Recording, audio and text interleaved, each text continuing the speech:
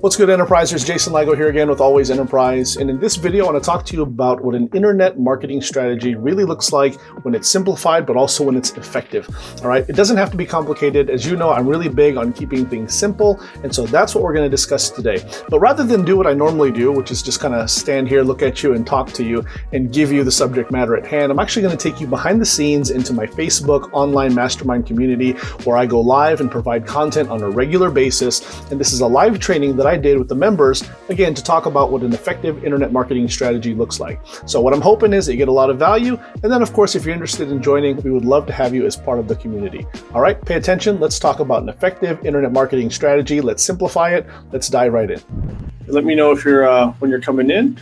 Let me know where you're coming in from, what your name is, what business you're in. And also let me know if you can hear me clearly. I have busted out the classic tried and true Yeti microphone with pop filter. Let me know if I'm sounding okay. Pop, pop, pop, pop. Just kidding. All right, let me know how that's going.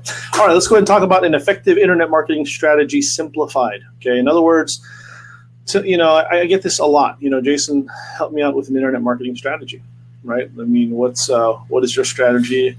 Obviously, you're doing okay. You have a certain level of success to your credit and to your name. Help me now in mine, and what can I do? And the fact of the matter is, it really is pretty easy. So I'm going to break it down pretty simple here and give it to you in layman's terms. And again, I'm going to simplify it because nothing is the same, right? Nothing is the same in that your particular business model, your particular business, your particular industry, it's up to you to fill in the gaps. But again, the simplified strategy is the same. The simplified strategy is a framework and it's an outline that can be applied to your business. So take that in mind as you consider these things that I'm going to give you. All right, let's just break it down really simple on what it is that you need to do. Okay, so no matter, again, whatever business you're in, Jason, right now, how do I get started? What should my strategy look like? What should it be? I'm going to give you that here right now. All right, so let's go ahead and jump right in. Internet marketing strategy simplified. Okay, number one, this is where you start right here. Number one is identify your target market. Okay, this is number one. Number one is identify your target market. Okay, I've said this before, and a lot of my mentors have said this before, and maybe you've heard it before as well. Okay, but much more important than what you sell is to whom you are selling. Okay, make sure you understand this and get this through your skull right now. Okay, more important than what you're selling is to whom you're selling. If you find out the who, if you drill down on the who, then the what and the how, that comes pretty easy afterwards. That's actually, a lot of that will take care of itself. But identify who you're targeting, right? Who is your ideal person? Who's your ideal customer? Okay, sometimes, and you hear these different forms of terminology for it, right? You hear customer avatar. You hear ideal customer, you hear target market, right? It's all the same thing. Okay, who's your customer? Who is that person that you're selling to? All right, because once you know who that is, and I'm talking about who it is down to the molecular level, down to a very, very finite detail. What does this person look like? Where do they work? Where do they hang out? What kind of followers, who are they following on Instagram and Facebook? What kind of TV shows are they watching? Consider the type of person, because once you figure out who the person is and what they look like and what their habits, that's going to help you in your business, all right? Here's what I mean. Let me give you an example that hopefully will illustrate this. Again, I've used this similar illustration with regards to internet marketing before, especially when you talk about multi-level marketing and network marketing companies, for instance, right? But you get this a lot. A lot of times the person who jumps into a program, who jumps into a company, who jumps into a network, who jumps into a business opportunity like that, okay, what they're taught from their company and their upline a lot of the times is make a list of your top friends and family and go and share the opportunity with them. Share the plan, share the opportunity, right? Invite them to a board meeting. And what happens? They go there to these things, right? And they're fired up. They make this list of friends and family. And then they start calling the friends and family, or they send them emails and say, hey, this is usually their opening line. Hey, how would you like to do this with me? And they name the opportunity. And it's like, this person is not a fit at all. Why are you even sharing with them? Just because your upline told you to? Does this person even have any interest? Is there any reason why this would benefit them? How this would impact their life in any way? Right? And you don't know unless you ask them, is what they're telling you. And I'm telling you, that's not the way you want to think about it. You need to figure out first and foremost who your target market is, and then base your efforts around that instead of waste a whole lot of effort trying to sell everyone or trying to recruit the people, right? And that's kind of the difference between my line of thinking and what everyone else is doing. Everyone else is the 3-foot rule. Share the plan, make your pitch with anyone within 3 feet of you. I'm telling you, that's not the way to do it, okay? Identify who the person is first, and then craft your efforts and your strategy around that. Because once you identify your target market, now what can you do? Okay, now you can begin to attract and engage your audience, okay? There we go. You attract an audience, you build an audience, and you engage the audience. That's what happens here, okay? And that's what you will need to do, again, no matter what your business is, okay? And attract and engage your audience personally, not the audience of ABC affiliate company or ABC MLM or ABC consulting or ABC fitness company. They're drawn to you. Once they're drawn to you, then you can influence that attention to something else, to whatever it is that you're doing, hence the term influencer, okay? Hopefully that makes sense, okay? Number 2, once you identify and target your target market, you attract them and you engage your audience, now what can you do? Now you can drive them, okay, to your offer, okay? When I say your offer, I'm talking about the website, whether it's your own website or the sales page of the company that you're promoting, okay? I'm talking about obviously your sales funnel. Hopefully your sales funnel and website are working together anyways, okay? And that's how you do it, all right? Drive them to your offer. This is plain and simple, okay? You identify who the people are, you engage them, you attract them, you engage them, and you point them to the website, okay? If you like what we're doing here, go click on my link below. Go check out, right? If you like what I'm doing here, if you like what's going on with me and you want this for yourself, click on the link below and go check out my page at, got it? Really simple here, guys. Okay, really, really simple. Okay, now when you're driving these people to your offers, I'll go ahead and make this plural just in case you have multiple offers, right? And you can do it a couple different ways, okay? You can do it with, obviously you can do it with free traffic, which if you didn't see this morning's video, you can watch that. I give an update pretty much every week now on how I'm doing in terms of organic traffic, and then you can use paid traffic, okay?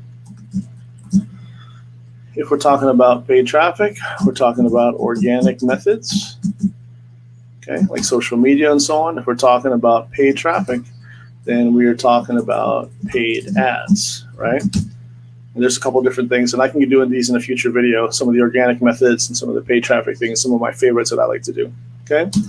So next thing you do, once you have identified your target market, you can attract and engage your audience, you drive them to your offers. What's the next step? The next step is very simple. You want to entice them with a solution to their problems, okay? Right?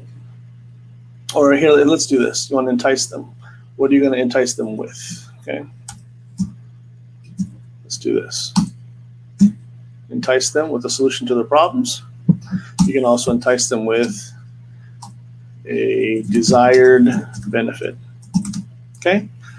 So this is what your offer should look like. Your offer should be enticing because it offers them either a problem to their solution or that offers them with a desired benefit, something that they want, okay? In other words, you're looking for a need, it fills a need, or something that satisfies a greed, okay? That's what you want to do. Okay, so again, it's got to apply to them. Again, you don't get down here until you know who your customer is. Until you identify your target market, you cannot get down here because you don't know what they look like and what they want, what bothers them, what would make them happy. That's why it's so important to have this down first. I put this up here. If you get nothing out of this video, my friends, make sure that you get this. Figure out who, not the what, not the how, the who. The who is the most important. Once you have the who, then you can pitch the what. And you can pitch the what through numerous different ways of how. Hopefully that makes sense, and hopefully that didn't confuse you, okay? All right, there you go. So once we entice them, okay, this is our offer. Our offer has enticement because, again, it fills a need, as in solves a problem, or it entices them with a greed. In other words, it gives them delivers a desired benefit, okay? What's next? Next in the sales process, all right, your internet marketing strategy. I like this. Let's add this here because this is also part of the sales process. Okay. So what's next? Nurture the relationship.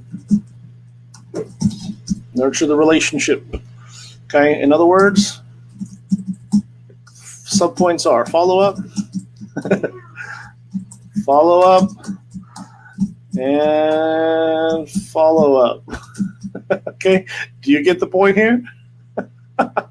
Follow up, follow up, follow up. That's the most important thing. Okay, nurture the relationship. Why? Because most people will not buy whatever you're selling on the first try. They just won't. Okay, depending on what metrics and what graphs you're looking at, I've been in sales for a long time. Depending on what you're looking at, the common average in terms of how long it takes for people to buy your offering is 7 touches. Okay, 7.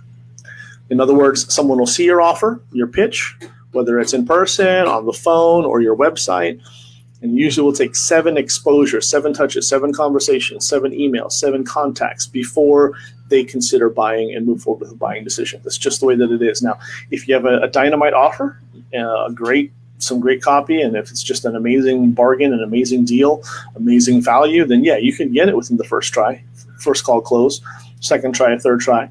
But overall, I mean, a lot of the times that we show that it can take 7 touches or more. So the way that you mitigate that is just to make sure that you're following up and following up and following up relentlessly. Okay, the word that I like to refer to when I'm talking about my follow-up process is relentless.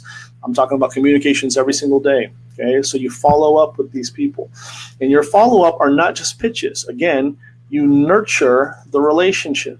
Okay, so we are talking about ongoing communication. Okay, how can you do this? Okay, ongoing communications. Okay, you can talk about follow-up emails. Okay, phone calls.